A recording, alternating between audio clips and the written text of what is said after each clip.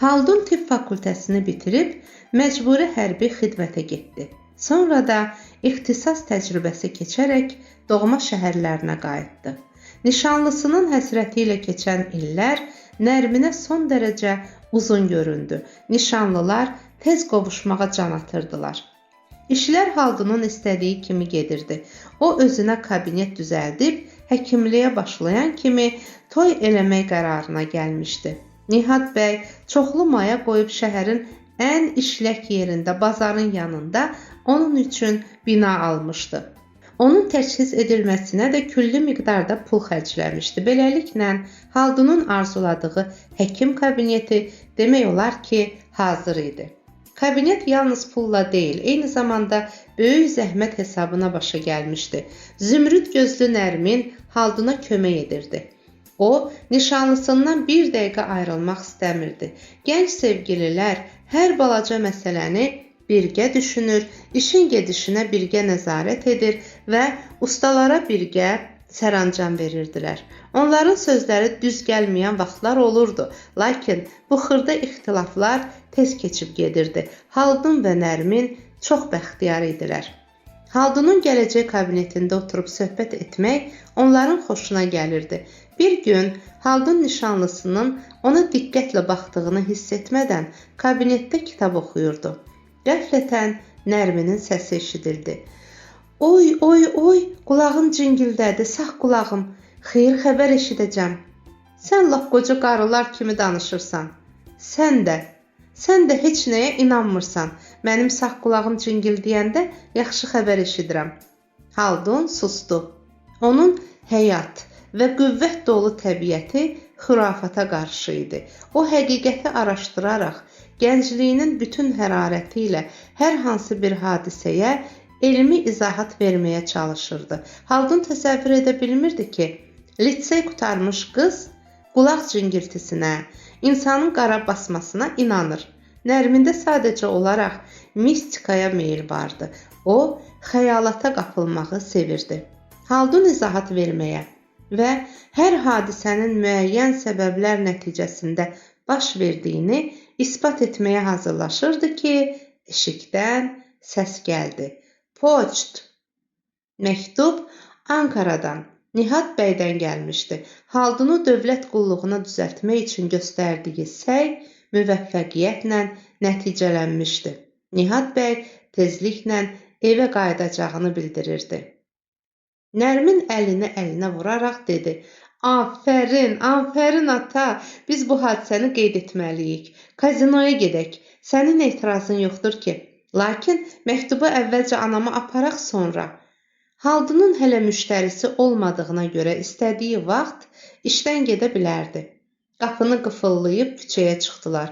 Bir-iki addım atmamış qoca bir qadın gördülər. Dilənirdi. Nərmin Halduna pıçıldadı. Ona biraz pul ver. Haldun qaşqabağını tökdü. Könülsüz olaraq ciblərini axtardı. 2 dənə mis pul çıxardıb dilənçinin ovcuna atdı. Nərminlə gedə-gedə Haldun dedi. Mənim dilənçilərdən zəhləm gedir. Onlar dünyanın ən bivec adamlarıdırlar. Mənim fikrimə görə oğrular və qatillər dilənçilərdən ləyaqətlidirlər. Onlarda heç olmasa mənlik var. Özlərini bədbəxt kimi göstərərək adamlardan mərhəmət oyatmağa çalışmırlar. Sən də dedin ha. Mübahisə eləmək istəmirəm, ancaq mən bu fikirdəyəm. Onlar tini dönməkdə idilər. Haldun kiminsə ona baxdığını hiss edib geri çevrildi. Ona qəmli və həyəcanlı 2 göz baxırdı. Haldun öz-özünə mənə elə göründü. Adi dilənçidir, dedi. Mən qabaqlar bu qoca arvadı heç görməmişəm. Bu hardan gəlib çıxıb? Doğrudan da bu qadın şəhərə təzə gəlmişdi. Görkəmindən hiss olunurdu ki, o adi dilənçidən deyildir. Daha çox dərdli adam oxşuyurdu. Başında yamaqlı qara yaylıq vardı. Torpaq rəngli sifəti qırış içində idi. Gecgahından çənəsinə qədər bıçaq yarası var idi. Donuq gözləri ətrafı sanki çətinliklə seçirdi. Zahirən ona 60 yaş və hətta 60-dan çox vermək olardı, amma həqiqətdə isə 50-ni hələ keçməmişdi. Üzündəki xüsusi əlamətlərə görə təcrübəli göz onun uzun müddət anaşa və ya tiryək çəkdiyini müəyyən edə bilərdi. Bəli, o anaşadan lap yaxın vaxtlarda İstanbulu tərk edəndən sonra əl çəkmişdi. 2 zərrə tiryək, yaxud bir dənə anaşalı siqaret ona fövqəladə təsir göstərə bilərdi. Sönük gözlərinə işıq gələr, özü də tamam dirilərdi, lakin bu mümkün ola bilməzdi. Onları həmişəlik tərk etmişdi. Təzədən tiryək və ya anaşa çəkməyə qayıtmaq, yenə də polisin əlinə keçmək və həbsxanaya düşmək demək idi. Əgər dustaqlığının 10-cu ilində amnistiya olmasaydı, o indiyə qədər həbsdən qurtara bilməzdi. Həbsdən çıxanda qara saqqız kimi ona yapışan məlun qaraçı Nədimədən yaxasını qurtara bilməmişdi. Onlar bu dəhşətli ifritənin topxanadakı daxmasında qalırdılar. Qaça bilməsin deyə Nədimə onun pasportunu alıb gizlətmişdi. Bir də onun qaçmağa yeri də yox idi. O kimin gözünə görünə bilərdi? Onun hardasa sarışın saçlı bir oğlu vardı. Ürəyində həmişə onu gəzdirirdi. Qadını yaşadan, onu həyata bağlayan təkcə oğlu idi. Yoxsa çoxdan özünü öldürərdi. Həbsdən çıxandan sonra bir neçə il tiryək alveri elədi. Qazandığı pulları gətirib mal sahibi Nədiməyə verirdi. Əvəzində bir qarın yemək alır, anaşa çəkərək sarışın oğlunun xəyalı ilə təkbətək qalırdı. Polisin əlindən dəfələrlə qaçıb qurtarmışdı. Bəzən olurdu ki, tuturdular. Belə hallarda malı özü üçün aldığını deyirdi. Anaşa çəkmək üstündə 3 aya qədər iş verirdilər. Verilən həbs müddətini yatandan sonra yenə də köhnə peşəsinə başlayırdı. Son aylarda onun vəziyyəti xüsusilə ağırlaşmışdı. Ürəyinə vahimə dolmuşdu. O, bir də polisin əlinə düşsə, illərcə həbsdə qalacaq. Bəlkə də heç zaman oradan çıxa bilməyəcəkdi. Yox, o həbsxanaların rütubətli və qaranlıq küncündə ölmək istəmirdi. Onun bu işıqlı dünyada yeganə ümidi oğlu var idi. Nəhayət, o tiryək alverindən əl çəkmək qərarına gəldi və həyatında bəlkə də ilk dəfə olaraq cəsarət edib malı qaraçı Nədimənin başına vurdu. Nədimənin oğullarından biri bıçaq götürüb qadına hücum etdi. Nədimə aralığa girdi. Ürəyə yönəldilən bıçaq qadının üzünə dəydi. Onu sağaltdılar. Lakin gicgahından çənəsinə qədər bıçaq yarasının yeri qaldı. Tiryək satışına yenə də başlamalı oldu. Bu dəfə onu topdan satmağa məcbur etdilər. Bu daha təhlükəli idi. Bir gün ona yarım kilo mal verib İstanbulun kənar məhəlləsinə Kadıgöyə göndərdilər. Qorxudan ayaqları əsirdi, amma getməyə bilməzdi. Başqa çarəsi yox idi. Orada gözləyən vardı. Gedib onu tapdı. Pulunu qabaqcadan aldı. Yoluna davam etdi. Pul verən adam isə onun dalınca gəlirdi. Yolda sanki təsadüfən paketi əlindən salanda fit verildi. Qadın qaçıb qurtarmalı idi. Var gücü ilə götürüldü. Birazdan sonra şose yoluna çıxdı. Yaxınlıqda qəflətən bir avtobus dayandı. Qapı açılan kimi qadın özünü avtobusa saldı. Heydərpaşa vağzalına gəldi. Buferlərin şaqqıltısı, paravozların fiti, adamların hayküyü eşidilirdi. Sonra da qatar göründü. İllərcə bundan qabaq Məzhərdən ayrılıb, İstanbula gələndə həmin bu stansiyada düşmüşdü qatardan. Fikrinə yenə də qatara minib ora getmək gəldi. Ərinin öldüyünü bilirdi, amma oğlu vardı. Bəlkə onu tapa bilərdi. Lakin qətiyyən oğluna əngəl olmaq niyyətində deyildi. Onu uzaqdanca görsəydi bəs idi. Tanışlıq verməyəcəkdi. Qoy anasının nə hallara düşdüyündən xəbəri olmasın. Qatar yola düşə-düşdə qadın bilet alıb vaqona mindi. Artıq rahat nəfəs ala bilərdi. Qatar onu döyülməkdən, həbsdən və ölümdən qaçırdırdı. Artıq nə polisdən, nə qaraçı Nədimədən, nə də onun oğullarından qorxusu yox idi. Anaşı və tiryəki tərk etdiyinə görə nə qədər cəhənnəm əzabı çəksə də dözəcək və geri dönməyəcəkdi. Hətta oğlunu tapa bilməsə də dönməyəcəkdi. Şəhəri tanımaq çətin idi. Çox dəyişilmişdi. Əvvəlcə şübhəyə düşdü. Ora mı gəlmişdi? Bəli, ömrünün 5 ilini həmin bu şəhərdə keçirmişdi. İndi burada xeyli yeni evlər tikilmişdi. Lakin dəniz əvvəlki idi, dəyişilməmişdi. Həmişə olduğu kimi, bugünkü günəşsiz, tutqun havada da dalğaları zərblə sahil qayalıqlarına dəyib parçalanırdı. Qoynunda biraz pul var idi. Uzaq məhəllələrdən birində xaraba daxma tutdu. Əslində bu daxma deyil, xaraba tövlə idi. Oradan ağır peyin iyi gəlirdi. Daxma milçəklə dolu idi. Lakin bütün bunlar onu qətiyyən narahat etmirdi. Daxmanın küncündə özünə yer düzəltdi. Fikirləşdi ki, axşam adamı burada vahimə basar. Ona görə də bazara gedib balaca asfalt lampası aldı. Nəhayət, axtarışa çıxmaq vaxtı gəldi. Qadın küçələrdə çox gəzib dolandı. Axırda köhnə bir bina qarşısında dayandı.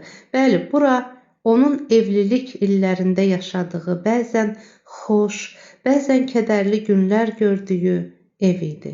Üzünü qapıya söykəyib divarlarını sığallamaq istədi. Hər halda ev dəyişilmişdi. Əri və oğlu ilə birgə gəzdikləri bağça görünmürdü. Naciyənin sınıq salxaq koması necə olmuşdu? Hər yanda yeni evlər görünürdü. Hava qaranlıqlaşmışdı. Getmək lazım idi. Qarovulçu onu qova bilərdi. Onsuz da bugün çox şey öyrənmək ümidində deyildi. Qadın səhər tezdən yenə bura gəldi. Soyuq külək əsirdi. Tamam donuncaya qədər gözləmək fikrində idi.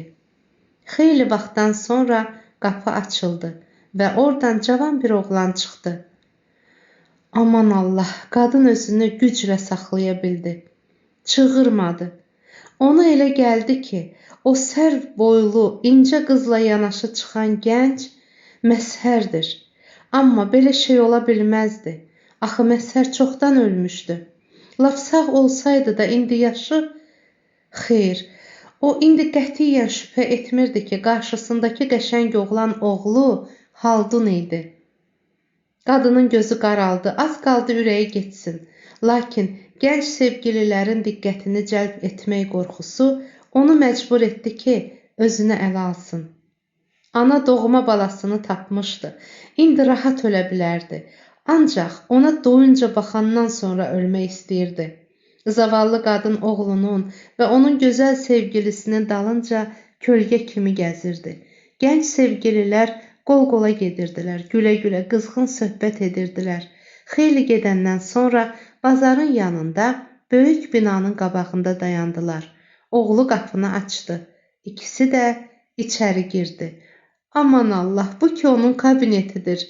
Həkim kabineti. Beləliklə, qadın Haldunun həkim olduğunu öyrəndi. O vaxtdan etibarən qadın həmişə bazarın yanında görünürdü. Bir kölgədə otururdu. Ona elə gəlirdi ki, oğlunun qanadları altına sığınmışdır.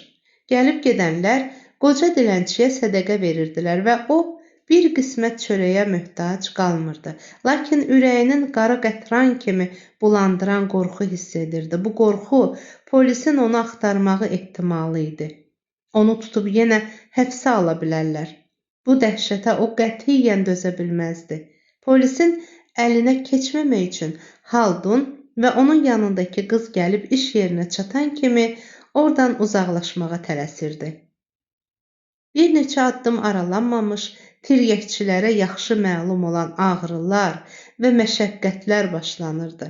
Nəyin bahasına olursa olsun, anaşa çəkməmək üçün varlığını sarsıdan məşəqqətlərin atəşini şərabla söndürməyə çalışırdı. Yerüstü Məhdab meyxanasına girdi. Torbasından boş bir şüşə çıxardıb şərab doldurdu.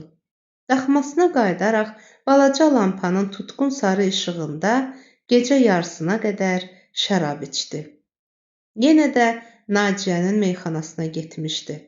Vaxt çox erkən olduğundan meyxana hələ boş idi. Piştaxtanın dalında iri çəlləyi tərpədən yekəpər qarson qadının köhnə torbasına tərs-tərs baxaraq soruşdu. Şərab istəyirsən? Bəli. Şüşəni doldurub verdi və maraqla soruşdu. Hər gecə bu şərabı kimə aparırsan? Qadın cavab vermədi. Sadəcə olaraq çiyinlərini çəkdi. Əslində sualı heç başa düşməmişdi. Arxa tərəfdən kobud qadın səsi eşidildi. Ay Əhməd, orada yenə kiminlə çənə döyürsən? Dilənçi yenə şərab almağa gəlib. Pulunu verib? Verib. Kimə aparır aparsın, sənə nə? Əhməd gic-gic güldü. Elə belə soruşuram, dedi. Dilənçi qadın fikrə dalmışdı. Danışılanlara diqqət vermədi. Meyxanadan çıxıb ağır-ağır getdi. Oğlu barədə düşünürdü. Görəsən yanındakı qız kim idi? Nişanlısıdır, yoxsa arvadı? Hər halda arvadı değildi. Arvadı olsa bilinərdi. Amma kimin qızıdır?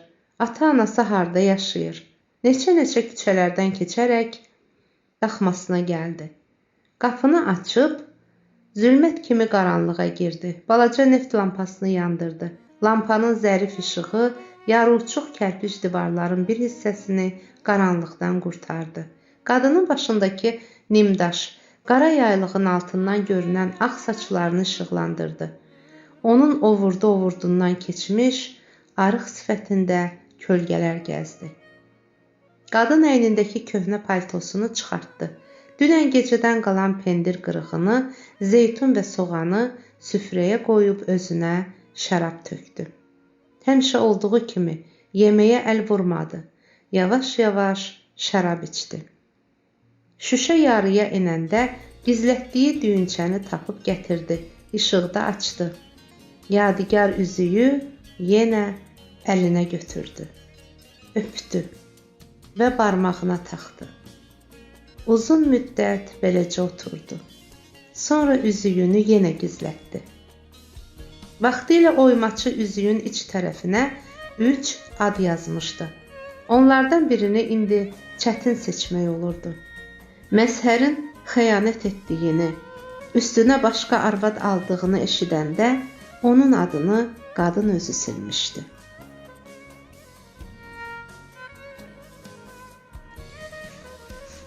Bir axşamüstü qadın yenə meyxanaya şərab almağa getdi. Piştaxtanın dalında qadın durmuşdu. Qarson şüşəyə şərab doldurdu. Piştaxtanın üstünə atdığı pulu isə qadın götürdü. Şüşəni torbaya soxub dükandan çıxdı. Meyxana sahibəsinin ona diqqətlə baxdığını hiss etmirdi. Qəribədir. Dilənçi qadının sifəti ona tanış gəlmişdi. Dilənçi qadın çoxdan getmişdi. Lakin Naciyə rahat ola bilmirdi. Bu qadın kimə oxşuyur? Əhməd, de görüm mən çoxmu qocalmışam? Əhməd sualdan bir şey anlamadı. Naciyə görən nə üçün belə sual verirdi? O hırıldadı. Zəhrimar, səninliyəm, soruşuram mən çoxmu qocalmışam? Kim? Sənmi? Deyə Əhməd hırıldadı. Əhmədə belə şeylər qətiyyən kar eləməzdi. Naciyə büfetin dalına keçdi. Divardan güzgünü götürüb özünə baxdı. Allaha şükür, hələ bu dilənçi qadın qədər dəhşətli deyil. Yenə dilənçi qadın. Onu görən nə üçün beynindən çıxarda bilmirdi. Allah onun bəlasını versin deyə söyləndi və çarpayı kimi istifadə etdiyi sandığın üstünə uzandı. Naciyə gözlərini yumub başqa şey barədə düşünməyə çalışdı. Lakin bacarmadı. Naciyə hisslə bağırdı. Əhməd! Gicbəsər qarson biraz gec cavab verdi. Gəl bura. Qarsonun gəlməyi bir neçə dəqiqə çəkdi. O dilənçi arvad bir də gələndə mütləq mənə çağırarsan. Əhməd başı ilə razılıq işarəsi verib getdi. Naciyə təzədən uzandı. Özünü çox pis hiss edirdi. Hər yanı ağrıyırdı. Sümükləri sızıldayırdı. Qış gələndə vəziyyəti xüsusilə ağırlaşırdı. Deyirdilər ki, bədənində yel var. Bu xəstəliyin rütubətdən əmələ gəldiyini bilirdi. Doğrudan da meyxana çox rütubətli idi. Pulu olsaydı, buranı yaxşı təmir etdirərdi. Rütubət də olmazdı. Pulla hər şey eləmək olar. Amma pulu hardan alsın? Ertəsi gün dilənçi arvad yenə gəldi. Piştaxtanın dalında Naciyə özü dayanmışdı. Qadın dinməzcə butulkanı uzadıb pulunu verdi. Naciyə ona diqqətlə baxdı.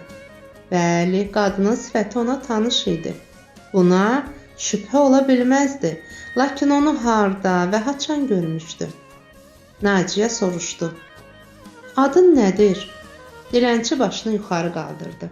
Gicgahından çənəsinə qədər uzanan dərin bıçaq yeri göründü. Gözünün altı ilə ona baxıb soruşdu. Neyvə lazımdır? Naciyə onun səsini tanıdı. Qadın da bu qocalmış düşkün qadının keçmiş qonşusu Naciyə olduğunu başa düşdü. Şərab şüşəsini qapıb meyxanadan qaçdı. Naciyə qarsona dedi, bu qadının dalınca get, harda yaşadığını öyrən, amma özü hiss etməsin. Əlimdə işim var axı, işin cəhənnəm olsun, dediyimə qulaq as. Gicbəsər qarson deyinə-deyinə meyxanadan çıxdı. Dilənçi qadın küçə ilə ağır-ağır gedirdi. Fikirləşirdi ki, bir də həmin meyxanadan şərab almasın. Yaxşı ki, Naciyəni tez tanıdı. Görəsən onun əri necə olmuşdu? O yöndəmsiz kəndçi onun nəyidir? Əhməd yavaş-yavaş qadının dalınca gedir və deyinirdi. Bu murdar dilənçi kimə lazımdır? Onun bütün vücudu bir qəfiyə dəyməz. Amma mən işimi gücümü qoyub düşmüşəm dalınca. Yəqin qaraçı köçündən gəlib, dünyanın lap o başında olur. Oğlan adamlardan eşitmişdi ki, qaraçı köçü şəhərdən uzaqdadır. Bazarda qaraçılardan dəmirçi tənəkəçi görüb. Onlar ləyən, vedrə, tabaq qayırıb satırdılar. Arvadları isə heç nə bacarmırlar. Onlar ancaq fala baxandırlar. Beləliklə, qarson öz-özünə danışa-danışa dilənçinin dalınca gedirdi. Qadın şəhərin lap kənarında birdən-birə palçıqlı küçəyə döndü. Oho, çölə getmədi, demək qaraçı deyil. Belə deyərək qarson addımlarını yeyinlətdi. Bir qədər keçəndən sonra qadın bir tövlənin qabağında qapını bağladı. Qarson xəlvətcə tindən çıxıb qısıla-qısıla qapıya yanaşdı. Deşikdən içəri baxdı. Qaranlıq idi. Əhməd sağına soluna baxdı. Ətrafda fanar da yox idi. Təkcə örtülü pəncərə qapaqlarının arasından zəif işıq gəlirdi. Arada nəsə kölgə göründü. Onun kişi, yaxud arvad kölgəsi olduğunu ayırd etmək mümkün deyildi. Əhməd daxmanın divarına tüpürüb, tələsik geri qayıtdı. Qarsonu görəndə Naciyə rahat nəfəs aldı. Necə oldu? Harda yaşadığını öyrənə bildinmi? Yox, arvad tövləyə getdi. Nə tövlə? Tövlə də, yəqin mal tövləsi idi. Yaxşı, işə başla. Sabah ora gedərik, özüm baxaram. Naciyə səhər açılmamış oyandı. Həsirin üstündə xoruldayan qarsonu silkələdi. Qalx, Əhməd, tez ol. Səbəti götür. Onlar hər gün bazara gedirdilər. Lakin heç vaxt bu qədər erkəndən yox. Əhməd dünən gecə dilənçi qadının girdiyi tövləni çətinliklə tapdı. Barmağı ilə göstərib dedi. Bax, oradır. Naciyə başı ilə razı qaldığını bildirdi. İndi bazara get, dedi. Bu da pul. Qəssabdan qaraciyər və iç halat alarsan. Baqqaldan da lobya al. Ayrı nə lazımsa özün baxarsan. Qayıdandan sonra kartofları təmizlə. Mən də gələcəyəm. Naciyə əvvəlcə qapını döymək istədi, amma fikrindən daşındı. Əhməd səhv etmiş ola bilərdi. Yaxşısı budur ki, gözləyəydi. Birazdan sonra dilənçi qadın göründü. Naciyəyə fikir vermədi. Yanından keçib şəhərə yollandı. Naciyə onun arxasınca düşdü. Bir qədər aralı yeriyirdi. Dilənçi qadın bazarın yanına çatıb həkim kabinetinin lap yaxınlığındakı daşın üstündə oturdu. Naciyə öz-özünə daha qələbəlik yer seçə bilməyib, dedi və birdən ağlına gəldi. Mən nə fikirləşirəm? O ki, bu həkimin anasıdır. Yəqin oğlunu gözləyir. Yaxın vaxtlarda çox varlanacaqdır.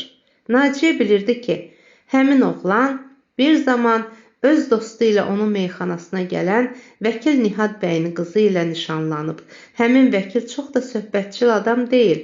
Naciyə Nihad bəyin idarəsinə də getmişdi. Lakin onu soyuq qarşılamışdılar. Sən bir buna bax, çox böyük adam imiş. Köhnə tanışlarını saya salmır. Yadından çıxıb ki, bizim şəhərə gələndə lütün biri idi. Bəs bu sərvəti hardan qazanıb? Əlbəttə ki, məzhərdən. İndi bu dilənçi doğrudan da nazan olsa, bir qədərdən sonra Təzə həkim də gəldi. Naciyə öz nişanlısı ilə danışa-danışa gələn Haldunu tanıdı. Naciyə hər şeyə göz qoyurdu. Dilənçi qadın başını aşağı saldı. Deməli, bu görkəmdə oğlunun gözünə görünməkdən qorxdu. Gənc sevgililər içəri girdilər. Naciyə yenə də gözləmək qərarına gəldi. Birdən kabinetin qapısı açıldı. Haldun oradan çıxıb dilənçi qadının yanına gəldi. Onların nə danışdıqlarını Naciyə başa düşmədi. Söhbət uzun sürmədi. Qoca qarı çətinliklə ayağa qalxdı və həkimin dalınca getdi. Haldun dedi, adamın cəmaata əl açıb dilənməyi çox eyib şeydir. Belə yaşamaqdansa ölüm yaxşıdır. Götür bu süpürgəni, buraları süpür. Qadın yavaşcadan soruşdu. Bəs sulamaq lazım deyil, əlbəttə lazımdır. Orada su qabı var, götür, işini gör. Haldunun nişanlısı da qapıya çıxmışdı, qadına baxırdı. Haldun görünür ki, yarımçıq qalmış söhbəti davam etdirərək, hər halda mən toyumuzu xalq evində eləməyin tərəfdarı deyiləm. Mən sənin dediyinlə razıyam, amma nə eləyə bilərəm? Atamın beyninə düşüb ki, onun tutduğu mövqe belə tələb edir. Amma anam vəd eləmişdi ki, onu dilə tutacaq. Vəd eləmişdi. Məyər sən atamı tanımırsan, iş yoldaşlarının sözünə daha qulaq asır. Deyir ki, məsələ məndə deyil, prinsipdədir. Atan o qədər prinsipial adam deyil, sadəcə olaraq mənsub olduğu partiyanın rəhbərləri ilə bir ayaqda getmək istəyir. Dilənçi qadın hər yeri süpürdü. Haldun ona pul verdi. Bu da sənin zəhmət haqqın. Sağ ol, bəy əfəndi. Allah sizin hər daşınızı, hər torpağınızı qızıl eləsin. Allah sizə bir əmin əvəz versin. Bəsdir, belə sözlər mənim xoşuma gəlmir. Hər sabah gəl, buraları süpür, puluvu al. Allahı da rahat qoy, başa düşdünmü? Qadın güclə eşidiləcək tərzdə pıçıldadı. Başa düşdüm. Gənc sevgililər əl-ələ verib kabinetə getdilər. Dilənçi qadın qapı bağlanana qədər gözlərini oradan çəkmədi. O ağlamırdı. Nə üçün ağlamalıydı? Axı onun arzusu yerinə yetmişdi. Oğlunu nəinki görmüşdü, hətta onunla danışmışdı da. Qoy oğlu ona hörmət və nəvaziş göstərməsin. Qoy onu danlasın. Amma Allah amanında olsun. Haldun hardan bilə bilərdi ki, onun qarşısındakı anası idi. Birdən qulağının dibində bir səs eşitdi. Sən Nazan xanım deyilsənmi? Dilənçi qadını uçunma tutdu və qorxudan daldalı çəkildi. Yox dedi və bir an içində yox oldu. Heyrətdən Naciyənin ağzı açıla qaldı. Bilmədi nə etsin. Qadının dalınca qaçsınmı? Xeyri yox idi. Xəstə ayaqları ilə ona çata bilməzdi. Naciyə öz-özünə dedi. Eybi yoxdur, qoy getsin. Mən onun kim olduğunu bilirəm. Oğlundan gizlənir, amma məndən gizlənə bilməyəcək. Naciyə qərara gəlmişdi ki, ya Nazanı oğlundan pul qopardıb, heç olmasa yarısını ona verməyə məcbur edəcək, ya da başqa çarələrə əl atacaqdır. Bütün aləmə car çəkəcəkdir ki, məşhur vəkilin kürəkəni bir dilənçi qadının oğludur. Bütün günü Nazan ürküdülmüş quş kimi daxmasına sığınıb qalmışdı. O, zaman-zaman şuursuz olaraq stəkana şərab doldurub içirdi. Hava çoxdan qaralmışdı. Daxmada göz gözü görmürdü. Birdən kiçik pəncərə oyğuna zəif işıq şüaları düşdü. Demək, hardasa küçənin uzaq yerində elektrik fənəri yandırılmışdı. Nəhayət, axşam oldu. Nazan əl havasına neft lampasını tapdı, kibrit çəkdi. Başı gicəlləndi. Qaranlıq daxma onun başına hərləndi. Az qaldı ki, torpaq döşəməyə yıxılsın. Saman qalağında oturaraq öz-özünə dedi. Mən tamam sərxoşam. Birdən polis bura gəlsə necə olar? Bəlkə meyxanaçı qadın Haldunun yanına gedib hər şeyi söyləyib. Ancaq Hələ ki heç kim qapını döyməyib. Özünə təskinlik verməyə çalışdı. Yəqin Naciyə heç nə deməyib. Bunun mənası yoxdur. Bu gün deməyib, sabah deyəcək. Artıq burada qalmaq olmazdı. Oğlunu rüsvay etməmək üçün həmşərik çıxıb getmək lazımdır. Elə bu gecə getməli idi. Gözləri qarşısında dalğalı dəniz çalxalandı. Elə yerə qaçacaq ki, onu heç kim tapa bilməsin. Nazan ehtiyatla qapını açdı. İçəri uğultulu külək doldu. Birdən üzük yadına düşdü. Bastırdığı yerdən əli ilə qazıb çıxardı. Qiymətli üzük daşı kiçik lampanın zəif işığında bərq vurub min rəngə çaldı. Qapı döyüldü. Nazanın ürəyi qopdu. Kimdir? Polis midir? Gərək çoxdan çıxıb gedəydi. Niyə ləngimişdi? Qapı yenə döyüldü. Qalxdı.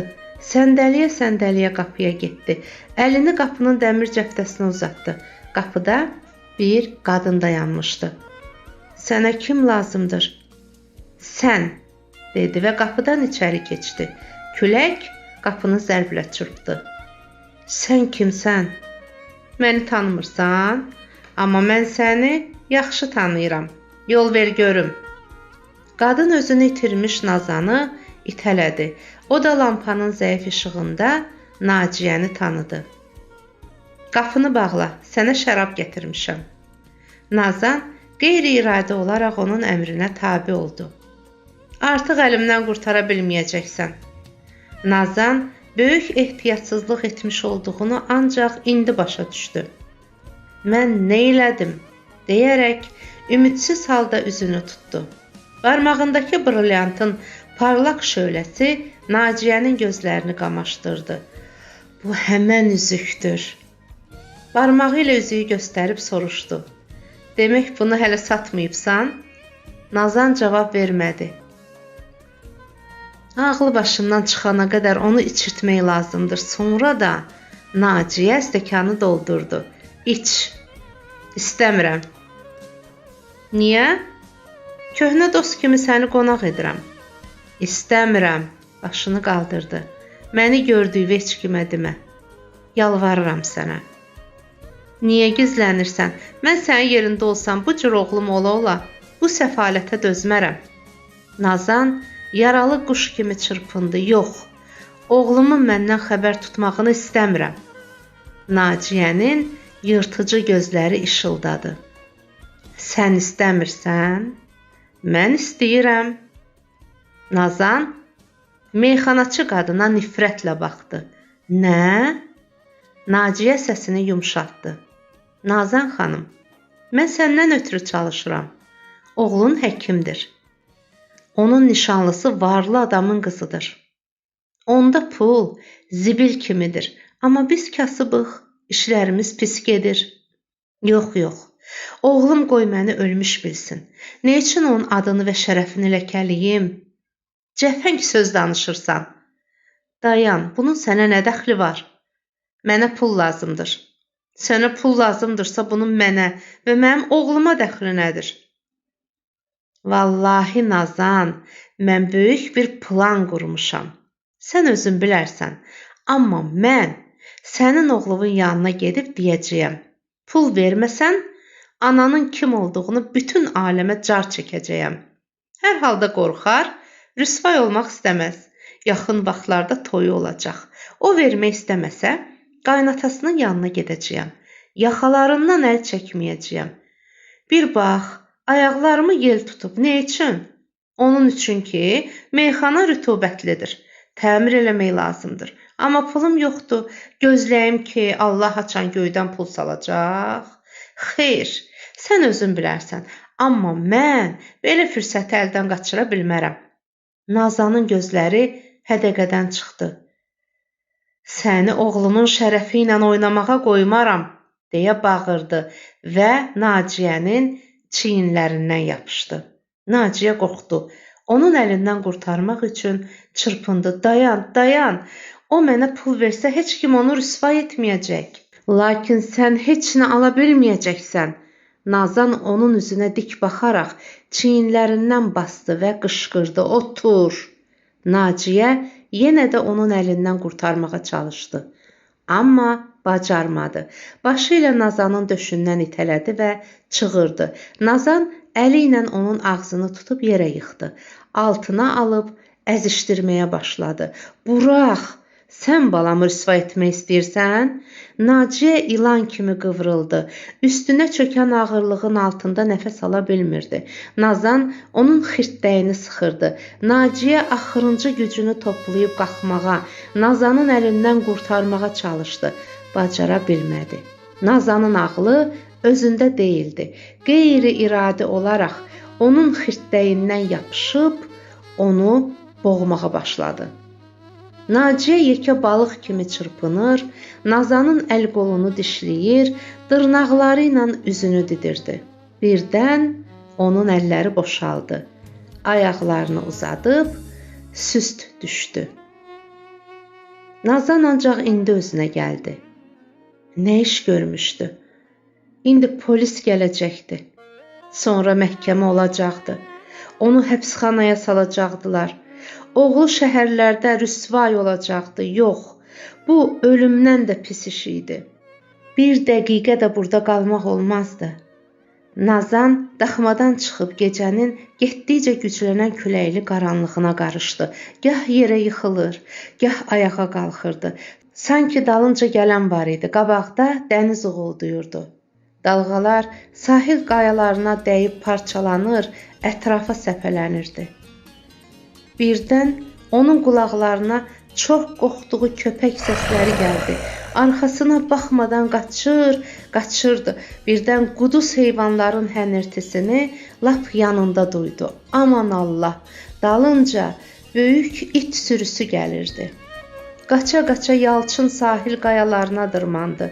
Zənn edirdi ki, itlər buraya çıxa bilməzlər. Fırtınalı dənizi bir an işıqlandıran iti şimşək göy üzünü parçaladı. Şiddətli külək qadını qapqara yumaq kimi qaldırıb dəhşətlə çalxalanan qudurmuş sulara tulladı. Qadının fəryadı ildırımın gurultuları içində əridi. Fırtına demək olar ki, səhərə qədər davam elədi. Sabaha yaxın bir qədər yavaşıdı. Balıqçılar dənizə çıxdılar. Gecə fırtına yenə də coşdu.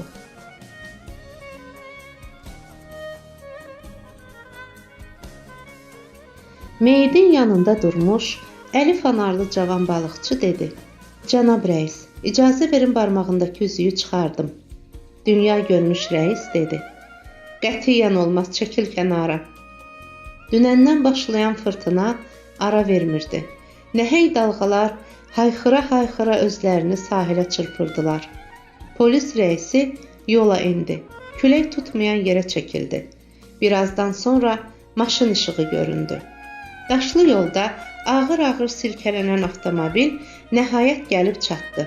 Rəis tez qaçıb maşının qapısını açdı. 3 nəfər endi. Polis müdiri, müstəntiq və həkim. Müstəntiq soruşdu: "Nə hadisə olub?" "Telefonda sizə dediyim kimidir. Dənizdən qadın meyidi tapılıb, barmağında qiymətli üzüyü var." "Qadın cavandırmı?" "O qədər də qoca deyildir, amma haldan düşüb, üz-gözü cırmaq-cırmaqdır. Gicgahından çənəsinə qədər dərin yara yeri var." Haldun soruşdu: "Yara yeri sol yanağındadırmı?" "Bəli, bəyəfəndi." Haldun bu yaxınlarda kabinetin qabağını süpürtdürdüyü dilənçi qadını xatırladı. Qabaqca həkim gedirdi, dalınca o birilər. Haldun meyidi görən kimi çığırdı: "Odur, onun özüdür." "Siz onu tanıyırsınız?" "Onu bir neçə dəfə görmüşəm." Haldun balıqçıya "Fanarı yaxın gətirin" dedi və əyilib meyidə baxdı. Sifətində təzə dırnaq yerləri var. "Hə, ölümündən qabaq kiminləsə əlbəyaxa olduğuna şübhə yoxdur. Zənn edirəm ki, özünü öldürməkdən çox öldürülmüş olmaq ehtimalı daha çoxdur. Üzüyə baxın." Müstəntiq həkimin yanında çöməlib ölünün üzünə maraqla baxdı. "Qəribədir. Dilənçinin barmağında brilyant üzük." Polis müdiri əmr verdi: Üzüyü çıxarın. Akt bağlayıb əşyayı dəlil kimi saxlamaq lazımdır. Haldun birdən-birə ayağa qalxıb siqaret yandırdı. Haldunun ağarmış sifətinə baxan müstəntiq soruşdu. Sizə nə oldu? Allah eşqinə söyləyin. Qadını tanıyıram, ona görə pis oldum. Başa düşürəm. Tanış ölü görəndə laqeyd qalmaq çətindir. Hətta bizdə də elə şeylər olur. Haldun cavab vermədi. Balıqçı polislərin üstünə işıq saldı.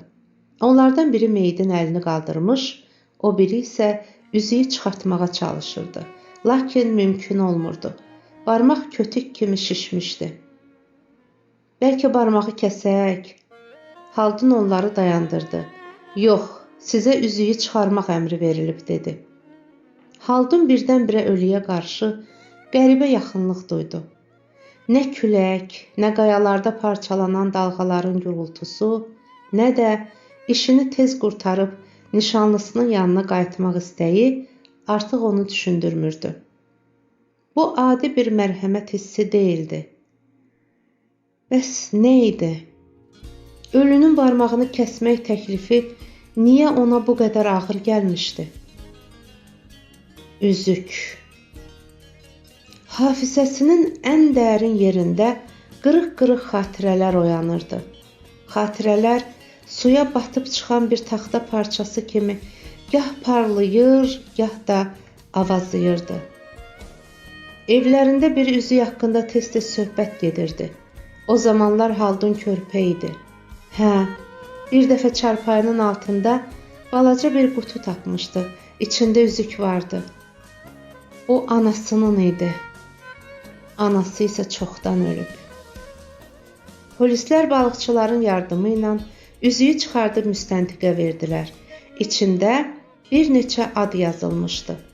Onlardan biri silinən kimi idi. Yanında 2 ad vardı. Nazan, Haldun. Həkimin halı xarab oldu. Nə var, nə olub əzizim? Heç nə. Özünü pis hiss edirsən? Eybi yoxdur, keçib gedər. Müstəntiq dedi. Biz gedə bilərik, ölünü morqa götürün. Başı ilə maşını həkimə göstərdi. Haldun qayalardan çətinliklə çıxdı. Çox ağır vəziyyətdə idi. Demək, dilənçi hesab etdiyi qadın nə üçün bunu gizlədirdi? Bəlkə müəyyən bir sirri özü ilə qəbrə aparmaq üçün intihar etmişdi. Amma xeyr, bu intihara oxşamırdı. Üzündəki dırnaq yaraları ölməmək üçün şiddətli mübarizə apardığını sübut edirdi. Müstəntiq maşına minəndə dedi. Buradakı ada bax. Yəqin ki, onu silməyə çalışıblar. Amma aydın oxumaq olur. Məzhər deyilmi? Bəli, məzhərdir. Sənə nə olub? Rəngin külə dönüb. Bilmirəm. Necə bilmirsən, qardaş? Meyidi görənə qədər vəziyyətin yaxşı idi. Amma indi sənə nəsə bir şey olub. Haldun artıq özünü saxlaya bilmədi. Əlini üzünə tutub hıçqırmağa başladı. Müstəntiq başa düşdü ki, bütün bunlar müəyyən bir faciə ilə bağlıdır. Ehtiyatla sorğu-sual apardı. Haldun məsələni gizlətməyin mənasız olduğunu başa düşdü. Onsuz da tədqiqat hər şeyi aydınlaşdıracaqdı. Göz yaşı axıda-axıda müstəntiqə baxıb dedi. O mənim anamdır. Sonra isə sanki beynində yaranan və getdikcə qatılaşan bir qaranlığa sürüşüb düşdü. Maşını saxlayın. Həkim özündən gedib. Sürücü maşını saxlayıb tez yardıma qaçdı. Onlar həkimi arxa oturacağa uzandırdılar. Tez xəstəxanaya sür, deyə müstəntiq əmr verdi. Maşın yerindən tərpəndi. Gecənin qatı qaranlığında yox oldu. Dəyərli izləyicilər, Orxan Kəmalın Yad qızı romanının sonuncu hissəsini dinləmək istəyirsinizsə, kanalımı izləyin, abunə olmağı yaddan çıxarmayın.